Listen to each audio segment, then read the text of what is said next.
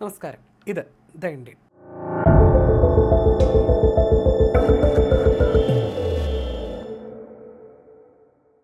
എനിക്ക് പോലീസ് കേസുകളെക്കുറിച്ച് ഓർത്ത് ഒരു ഭയവുമില്ല. ഞങ്ങൾ എന്ത് തെറ്റാണ് ചെയ്യുന്നത്? മികച്ചൊരു വിദ്യാഭ്യാസ സമ്പ്രദായവും ഞങ്ങളുടെ ന്യായമായ ആവശ്യങ്ങളും അംഗീകരിക്കാനാണ് സർക്കാരിനോട് ആവശ്യപ്പെടുന്നത്.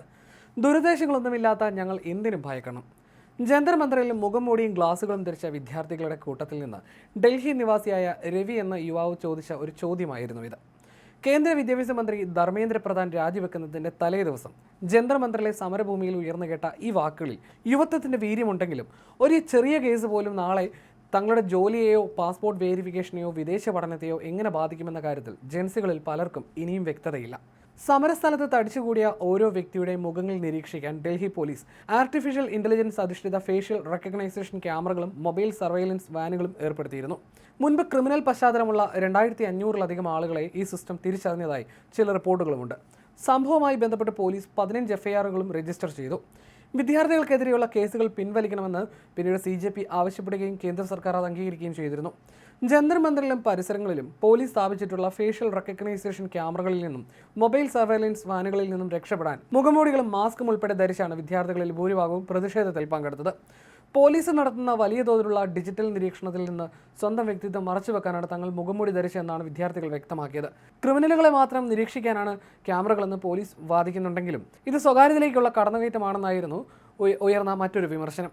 സമാധാനപരമായി പ്രതിഷേധിക്കുമ്പോഴും തങ്ങൾക്കെതിരെ കേസുകൾ വരുന്നത് ഭാവിയിലെ തൊഴിലവസരങ്ങളെയും പാസ്പോർട്ട് വിസ നടപടികളെയും ബാധിക്കുമോ എന്ന വലിയൊരു ചോദ്യത്തെയാണ് യുവാക്കൾ ഇപ്പോൾ അഭിമുഖീകരിക്കുന്നത്.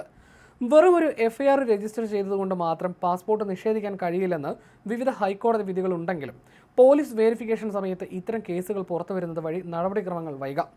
1967 പാസ്പോർട്ട് നിയമത്തിലെ സെക്ഷൻ 62F പ്രകാരം ക്രിമിനൽ കോടതിയിൽ കേസ് നടപടികൾ നിലനിൽക്കുന്ന സാഹചര്യത്തിൽ പാസ്പോർട്ട് നിഷേധിക്കപ്പെടാം. എന്നാൽ വെറും ഒരു FIR രജിസ്റ്റർ ചെയ്തുകൊണ്ടോ അന്വേഷണം നടക്കുന്നതുകൊണ്ടോ മാത്രം പാസ്പോർട്ട് നിഷേധിക്കാനാവില്ലെന്ന് വിവിധ ഹൈക്കോടതികൾ വ്യക്തമാക്കിയിട്ടുണ്ട്.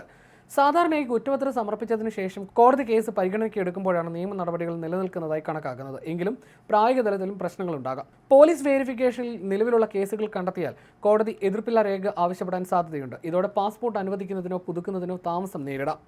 സർക്കാർ സ്ഥാപനങ്ങളുമായി നേരിട്ട് പ്രവർത്തിക്കുന്നവർക്കും സർക്കാർ കരാറുകാരും കൺസൾട്ടിംഗ് സ്ഥാപനങ്ങളിലെയും NGOകളിലെയും ജീവനക്കാർക്കും പ്രതിഷേധങ്ങളുടെ പേരിലുള്ള പോലീസ് നടപടി തിരിച്ചടിയാകുമെന്ന് വിദഗ്ധർ ചൂണ്ടിക്കാണിക്കുന്നുണ്ട്. ചില തൊഴിൽ കരാറുകളിൽ സാമൂഹ്യ മാധ്യമങ്ങളിലെ അഭിപ്രായ പ്രകടനങ്ങൾക്ക് പോലും നിയന്ത്രണമുണ്ടാകാം. അത്തരം സ്ഥാപനങ്ങളിൽ ഈ കേസുകൾ ഒരുപക്ഷെ ജോലി നിഷേധിക്കപ്പെടാൻ പോലും കാരണമായേക്കാം. ചെറിയൊരു കസ്റ്റഡി നടപടി പോലും ചിലരുടെ തൊഴിൽ ജീവിതത്തിൽ അനാവശ്യ പ്രത്യാഘാതങ്ങൾ ഉണ്ടാക്കിയേക്കാമെന്നും വിദഗ്ധർ മുന്നറിയിപ്പ് നൽകുന്നു. വിദേശ പഠനത്തിന്റെ കാര്യത്തിലും പ്രശ്നങ്ങൾ ഉയരാം. അമേരിക്ക ഉൾപ്പെടെയുള്ള രാജ്യങ്ങളിൽ വിസ അപേക്ഷകളിൽ അറസ്റ്റ്, നിലവിലുള്ള കേസുകൾ തുടങ്ങിയ വിവരങ്ങൾ വെളിപ്പെടുത്തേണ്ട സാഹചര്യമുണ്ടാകും.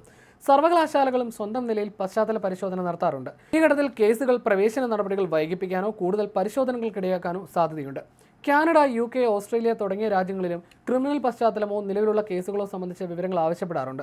സമാധാനപരമായ പ്രതിഷേധവുമായി ബന്ധപ്പെട്ട് ചെറിയ കേസുകൾ വിശദീകരിക്കാനാകുമെങ്കിലും അക്രമം, മയക്കുമരുന്ന് തുടങ്ങിയ ഗുരുതര കുറ്റങ്ങളുമായി ബന്ധപ്പെട്ട കേസുകൾ വിദേശ പഠനത്തിന് വലിയ തടസ്സമാകും. ഏത് പ്രതിഷേധങ്ങളിലായാലും പ്രതിഷേധങ്ങളിൽ പങ്കെടുക്കുന്നവർ നിയമപരമായ വശങ്ങളെക്കുറിച്ച് ബോധവാന്മാരായിരിക്കണമെന്നാണ് അഭിഭാഷകർ ചൂണ്ടിക്കാണിക്കുന്നത്. കുടുംബത്തെയും സുഹൃത്തുക്കളെയും വിവരം അറിയിക്കുക എന്നത് തന്നെയാണ് അതിൽ പ്രധാനം. പ്രതിഷേധത്തിന് അനുമതിയുണ്ടോ എന്ന് പരിശോധിക്കുക, അറസ്റ്റിലായാൽ നിയമസഹായം തേടുക തുടങ്ങിയ മുൻകരുതലുകൾ സ്വീകരിക്കണം. ഒരു FIRും കുറ്റം തെളിയിക്കുന്ന രേഖയല്ല, എന്നാൽ അത് രേഖയായി നിലനിൽക്കുമെന്നും നിയമവിദഗ്ധർ ചൂണ്ടിക്കാണിക്കുന്നു.